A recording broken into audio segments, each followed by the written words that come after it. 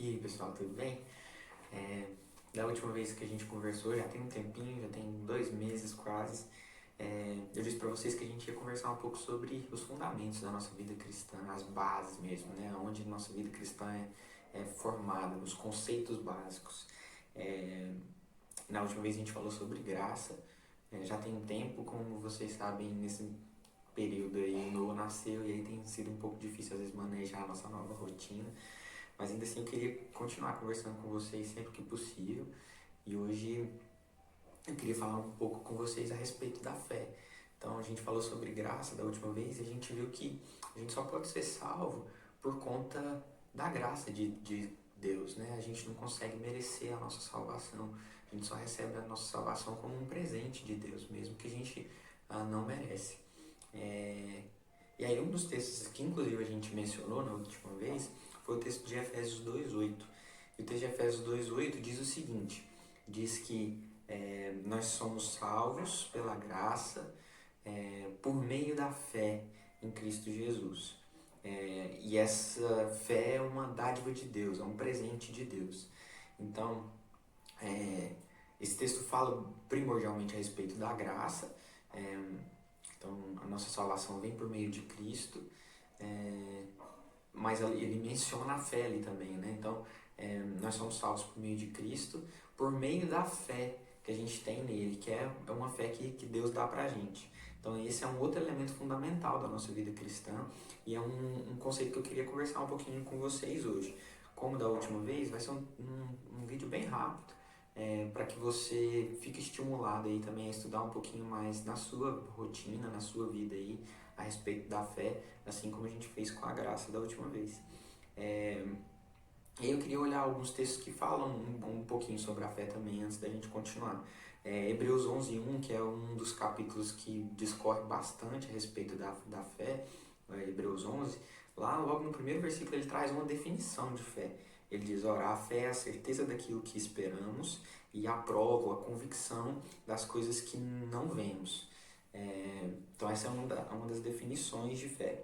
É, e como o texto lá de Efésios diz que a fé é uma dádiva de Deus, a gente pode olhar para outro texto de João 16:8, que diz que Jesus, logo quando ele está subindo para o céu, ele fala a respeito de mandar o Espírito Santo, né, de mandar o Consolador para ficar com a gente. Aí ele diz assim, quando ele vier, convencerá o mundo do pecado, da justiça e do juízo.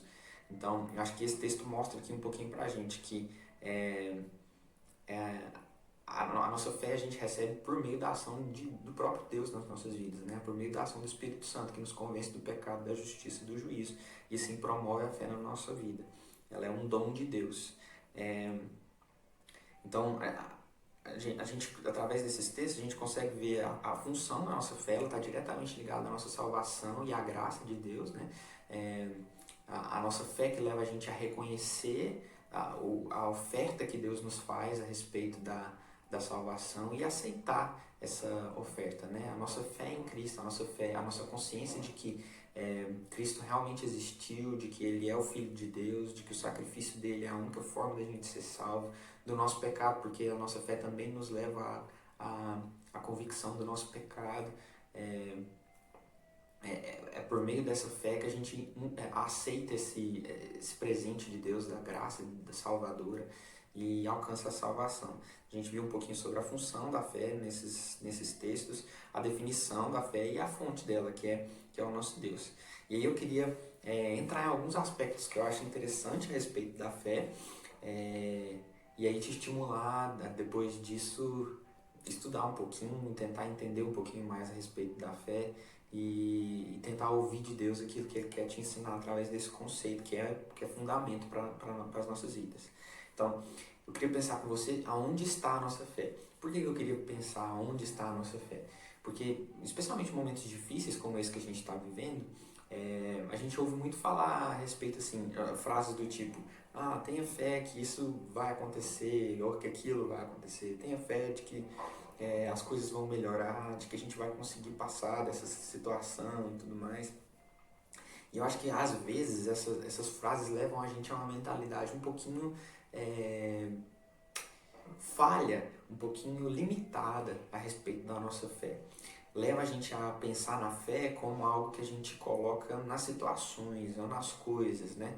E eu acho que a gente precisa extrapolar um pouco essa ideia, porque a nossa fé não tá nas circunstâncias, a nossa fé não tá nem naquilo que Deus pode fazer. É, tem uma música que a gente canta hoje em dia, né, bastante, que é a minha fé não está... é, a minha fé não está firmada nas coisas que podes fazer. Então, a própria música diz, ó, a minha fé não está firmada nas coisas que o Senhor pode fazer. Então, a gente precisa entender que a nossa fé não tá ligada às coisas, às circunstâncias, mas a nossa fé diz respeito ao próprio Deus, né? A nossa fé não reside nas coisas, a nossa fé reside no próprio Deus. A gente tem que entender que o lugar onde a nossa fé está ou para onde a nossa fé está voltada, não são coisas, mas é uma pessoa, é o próprio Deus. Nossa fé está no fato de que existe um Deus Pai soberano sobre todas as coisas, existe um Deus Filho que se encarnou, que foi o Cordeiro imolado desde antes da fundação do mundo, né? Que morreu no nosso lugar para que a gente pudesse novamente se conectar com o Pai. E a nossa fé está num Deus Espírito também, que desceu para ser o Consolador e para nos convencer do pecado, da justiça e do juízo. A gente precisa entender que a fé não está nas coisas, mas está na pessoa de Deus. Acho que quando a gente entende isso, inclusive viver as crises e os momentos difíceis,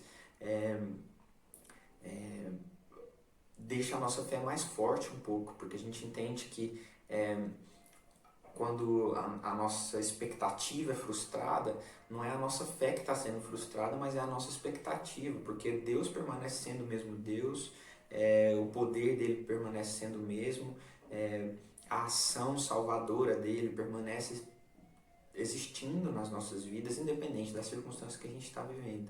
Então, a gente precisa entender que quando a gente diz, eu tenho fé que isso vai melhorar, a gente precisa saber que a gente não tem fé que isso vai melhorar, a gente tem fé de que Deus está no controle de todas as coisas e que isso melhorando ou isso não melhorando, isso não muda o fato de Deus, de Deus ser soberano sobre todas as coisas, e ainda que a vontade dele não seja feita em determinadas situações, ele não deixa de ser Deus e a nossa fé não perde sentido por causa disso. Porque a nossa fé não está dependendo das circunstâncias, a nossa fé está firmada na pessoa de Deus. Então, eu acho que esse é um elemento que a gente precisa pensar. Aonde está a nossa fé? Se você tem direcionado a sua fé ou a sua esperança para as coisas dessa vida, talvez você precise trabalhar um pouquinho mais a respeito de onde você deve colocar a sua fé. A sua fé deve estar na pessoa de Deus. E aí ela vai estar muito mais firme em relação às circunstâncias e às ondas da vida. E aí quando eu penso nas circunstâncias e nas ondas da vida, uma outra coisa que me faz refletir bastante a despeito de quando a gente entende aonde deve estar a nossa fé, ela ficar mais estável, isso não quer dizer que a nossa fé vai ser tão perfeita, digamos assim, quanto o texto de Hebreus sugere, né? O texto de Hebreus fala de certeza, fala de convicção, e uma coisa que a gente precisa saber e ter consciência sempre é que nós somos seres humanos. E como seres humanos, tudo na nossa vida está em constante movimento, em processo, né? Nada na nossa vida é estático. E com a nossa fé é da mesma forma. Então, ela se desenvolve, ela está em constante movimento. E eu queria elencar alguns exemplos aqui e refletir um pouco com vocês a respeito disso. Vamos olhar lá para Mateus 16, do verso 15 ao verso 17. Jesus está conversando ali com os discípulos e ele acabou de falar assim, perguntar para os discípulos, quem as pessoas têm dito que eu sou? E aí os discípulos dizem, uns dizem que o Senhor é João Batista, outros dizem que o Senhor é esse aqui ou aquele outro. E aí, por fim, Jesus pergunta assim, e vocês? Quem vocês dizem que eu sou? E Pedro diz, tu és o Cristo, o Filho do Deus vivo. E aí Jesus elogia Pedro, ele diz, Pedro, Você é bem-aventurado, porque foi o Pai que revelou isso para você, foi o próprio Deus que revelou isso para você. E aí aqui Pedro mostra uma fé muito bem estabelecida, né?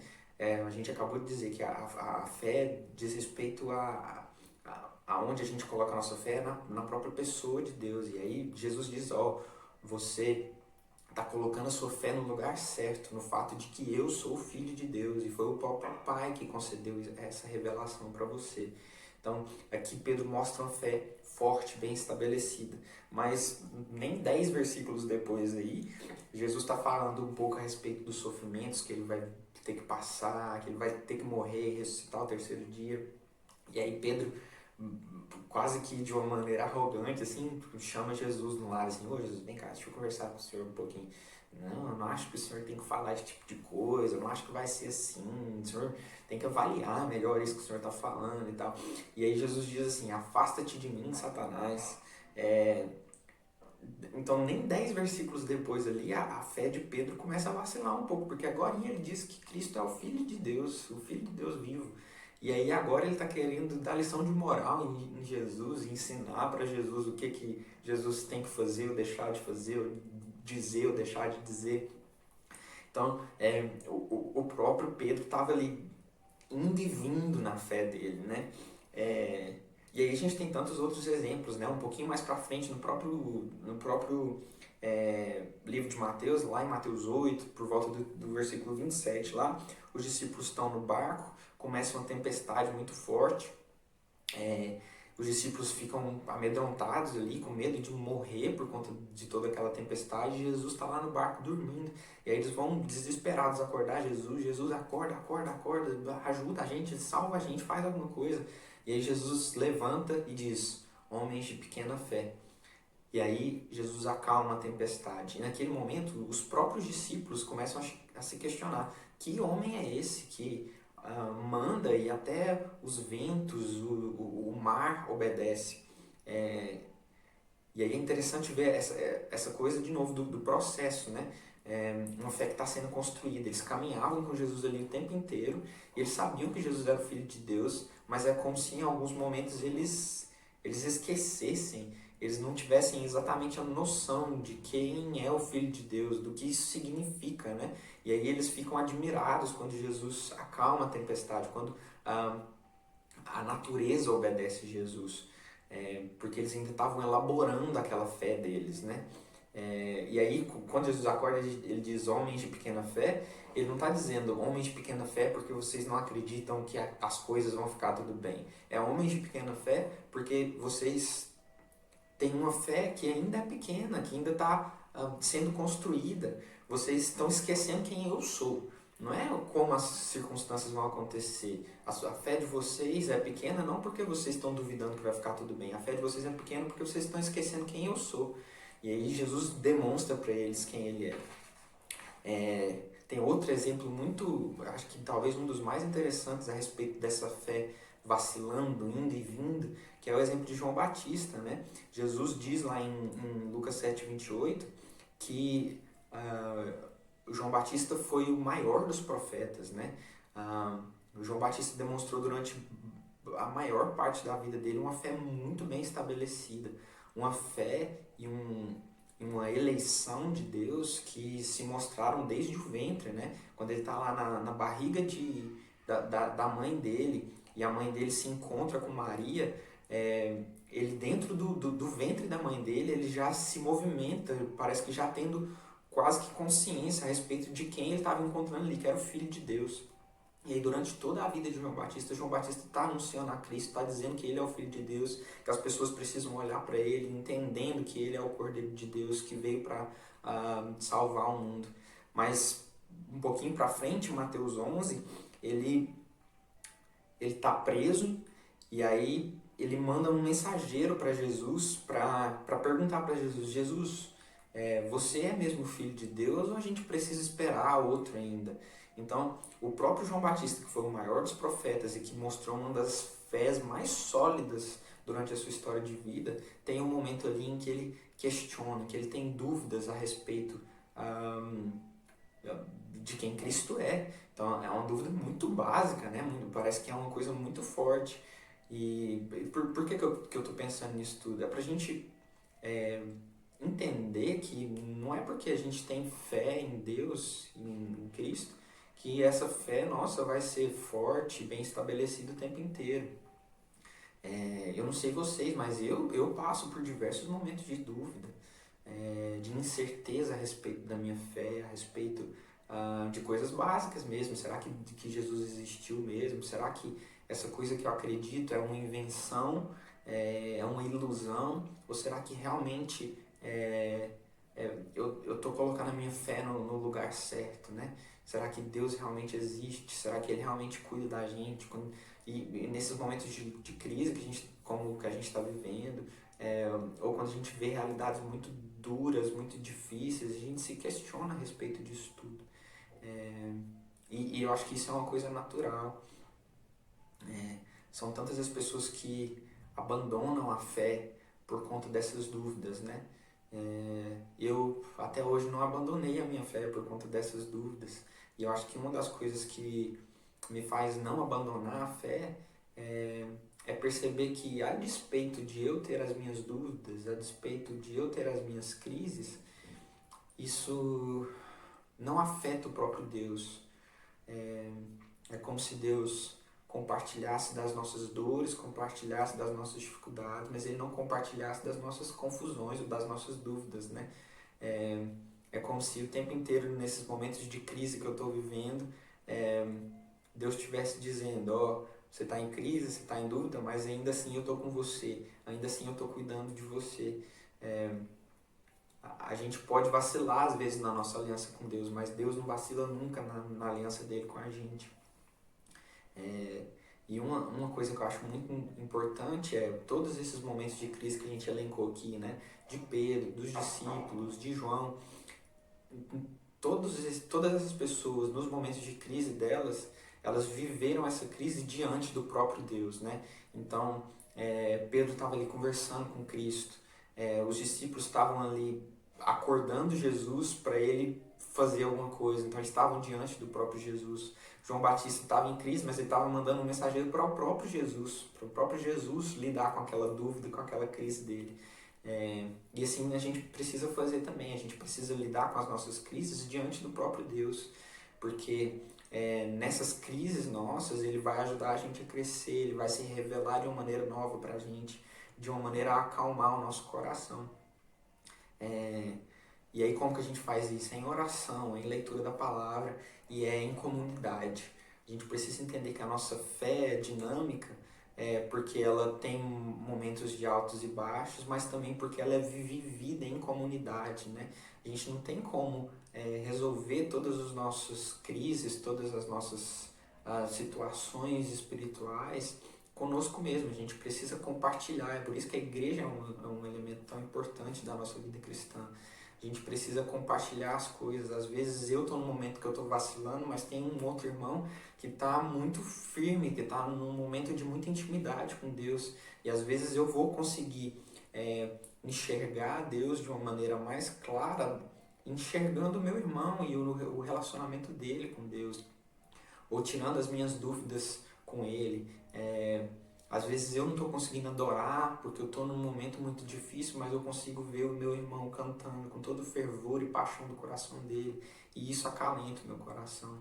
A gente precisa entender que a nossa fé é vivida em comunidade. Nesse sentido, ela também não é estática. E aí, por fim, a nossa fé não é estática também porque ela é ativa, né? Não só a gente vive ela em comunidade, como a gente vive a nossa fé em direção ao outro, em direção à comunidade, em direção ao outro. E aí a gente olha lá para Tiago, que fala da fé morta e da fé viva, né? E a nossa fé precisa ser viva, ela precisa ser ativa. Lá em Tiago 2, a partir do versículo 15, mais ou menos, Tiago diz assim, tem uma pessoa que está passando necessidade, de qual que é o benefício de você dizer, vai com Deus, eu vou orar por você. Não tem benefício nenhum, a gente precisa fazer alguma coisa, a gente precisa agir por meio da nossa fé, né? A nossa fé, ela não existe em si própria. A nossa fé existe na medida em que move a gente a fazer alguma coisa. E não é a gente faz alguma coisa para a gente receber a salvação, mas a salvação que existe em nós e a fé que Deus colocou na gente movem a gente para fazer algo, para fazer diferença, para anunciar as boas novas, para ajudar o nosso irmão que está em necessidade, para ajudar, às vezes, uma pessoa que nem é nosso irmão ainda no sentido de não ser salvo, mas que precisa de alguma coisa, precisa de oração, precisa de uma ajuda financeira, precisa de um apoio emocional, precisa de conversar e desabafar. E a gente precisa entender que a nossa fé precisa ter movimento nesse sentido, ela precisa ser ativa, ela precisa ser uma fé presente, uma fé prática e não só uma fé conceitual. Tá certo? Era isso que eu queria falar com vocês hoje. Espero que Deus abençoe muito a vida de vocês, que Ele fortaleça a fé de vocês. Saiba que mesmo que você esteja num momento de muita dúvida, Jesus não se abala por conta disso. Talvez você esteja abalado, mas Jesus não se abala. Então viva a sua dúvida, viva a sua crise diante do próprio Deus. E conte com a igreja, conte comigo. Se você precisar conversar, se você precisar desabafar, se você precisar compartilhar a sua dúvida, saiba que Deus está do seu lado e que a igreja está do seu lado também. Vamos tentar viver isso junto, vamos tentar colocar a nossa fé em prática mesmo, para abençoar as vidas, para abençoar a vida daqueles que precisam. E vamos sempre colocar a nossa fé no lugar certo, que é no próprio Deus e não nas circunstâncias. Tá certo? Deus abençoe vocês e uma boa semana.